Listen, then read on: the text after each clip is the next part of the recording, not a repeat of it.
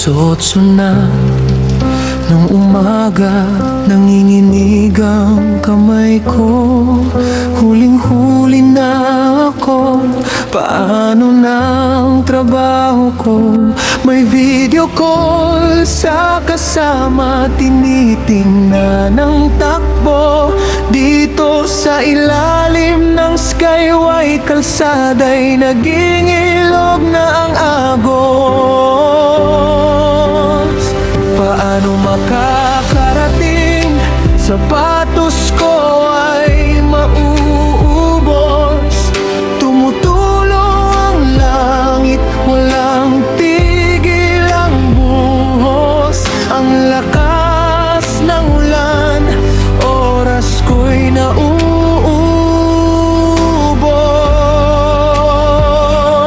Bakit ganito?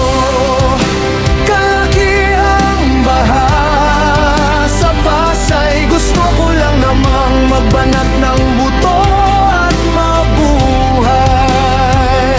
Papasok sa trabaho pero heto at stranded sa gilid. Sino ba ang may sala? Bakit lubog ang paligid? Pilipinas kong mahal, tuwing uulan ay ganito. Paano na ang kikitain ng isang ordinaryong tao?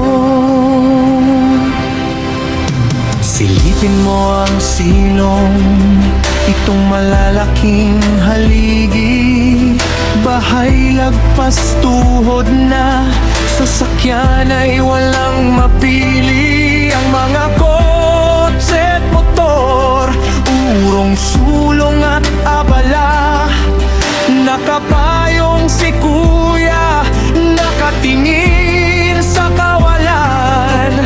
Iniisip ang bawas sa sweldo kapag hindi nakarating sa kumpanya.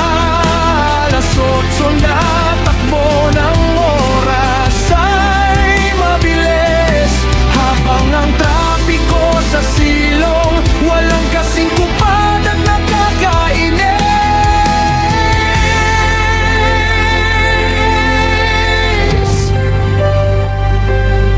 Taon-taon na lang ganito, walang pagbabago. Konting ulan lang, sapa ng asfalto. Kailangan kong kumayod, kailangan kong lumaban. Pero paano magpapakasipag kung ganito ang daanan? Bakit ganito kalaki ang baha sa Pasay? Gusto ko lang namang magbanat ng buto at mabuhay. Papasok sa trabaho pero heto at stranded sa gilid. Sino ba ang may sala? Bakit lubog ang paligid? Pilipinas kong mahal, tuwing ulan ay ganito. Paano na ang kikitain ng isang ordinaryong tao? Alas 8 na, lagpas na sa oras. Nasa ilalim ng skyway, naghihintay, humupa. Lulusong ba o uuwi na lang? Pasay, kailan ka matutuyo?